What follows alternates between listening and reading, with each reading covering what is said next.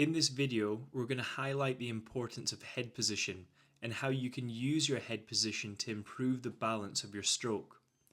So this swimmer here came to one of our sessions to improve his technique, and the footage that you're looking at is his warm-up laps, so the technique that he arrived with.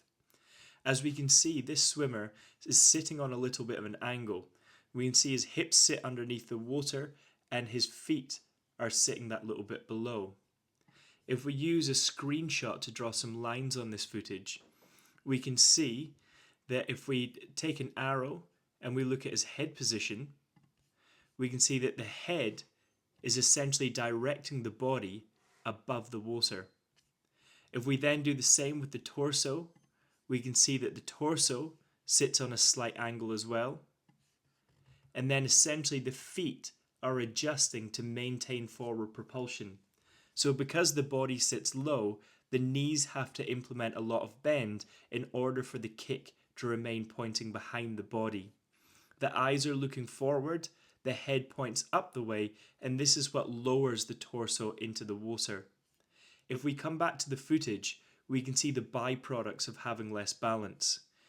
Now, because this swimmer isn't as balanced as they can be at the surface, it means that some proportion of their propulsion is working to keep them at the surface of the water instead of propelling them forward. And we can see that from a few things. You'll notice as the arm enters the water, it immediately starts pressing down on the water. So for almost maybe about 30-40% of the propulsion phase, they're losing out on propulsion because they're pressing down to keep themselves at the surface. We can also see the arm only moves to propel the swimmer for a short period of time before the shape changes and they stop their arm next to their body. So they're losing about 30-40% of propulsion at the back end of the stroke as well. Now with this swimmer, during the session, we worked on head position and another feature of the stroke, which we'll mention. So this is the last lap of their session. So if we watch this at normal pace, we can immediately see that this swimmer is much more balanced at the surface of the water. Now their head, their shoulders, their hip, and their feet are all remaining balanced near the surface of the water. We'll slow this footage down so that we can view the stroke much easier. Now we can see this swimmer, their head is much lower in the water. Their direction was to bring their head to look down at the ground. Where they were looking was to imagine that there's a shadow underneath their body and they'd want to be looking at their chest or sternum on that shadow. What this does is by lowering the head, it places the torso in neutral posture. When the torso becomes more neutral and balanced, the body becomes more balanced near the surface of the water. The center of gravity moves so that the body sits much more evenly. And now we can see, as we said, the shoulders and the hips are now near the surface of the water. If we have a look at some of those byproducts, we can see that the kick is much less bendy. There is bend coming from the knee, but significantly less. We can also see this swimmer's stroke is significantly longer. Now, so the other part that the swimmer was working on extending their arm to the surface of the water. The reason we reference the surface of the water is that it's the end of the propulsion phase. Swimmers often reference the end of their stroke by brushing their arm past their leg or trying to get their thumb below their pocket. But if the arm is still in the water in motion, the pulling phase is not yet over. So we find swimmers that reference the surface of the water not just orientate their arm to that point, but the rest of their mechanics also orientate to this point. So the key features are to have a low head position to look down underneath the body and extend the arm to the surface of the water. The last variable this swimmer played with to extend their stroke was from halfway through the pull phase, they were going to let the duration of the stroke take that bit longer. Once the swimmer was balanced, their stroke was no longer moving to try and maintain balance, so it was much easier for them to find the surface of the water.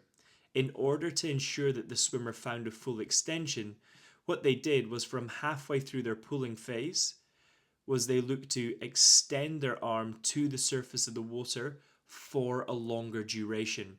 So many swimmers focus on trying to extend their arm to the surface, but they don't allow enough duration for the arm to actually find a full extension. You may be wondering, but if I slow down this part of the stroke, won't that mean that I slow down?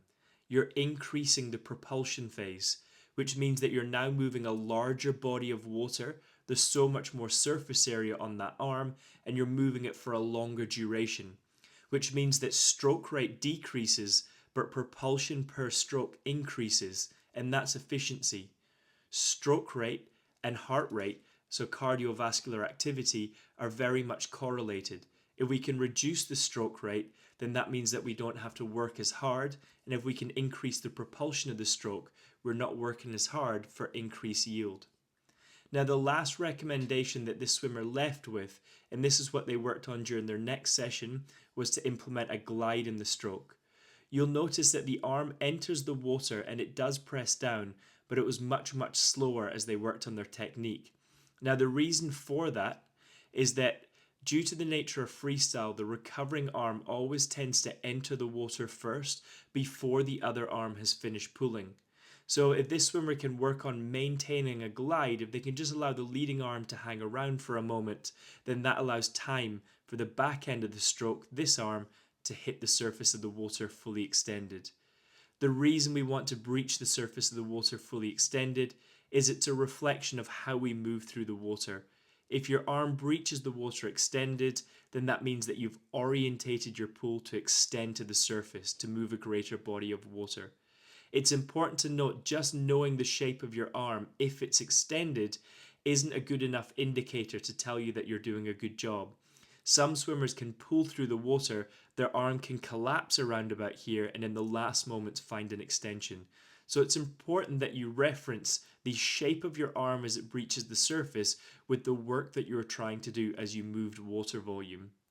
If you feel that your arm is breaching the surface of the water slightly bent, ensure that from halfway through the pull phase that you extend your arm to the surface of the water a little bit further. Look to extend a little bit more and allow more duration for that to happen. If you struggle with that, then possibly maybe the stroke is unbalanced. So double check your head position. Is your head as low as it can be in the water? And double check the position of your arm.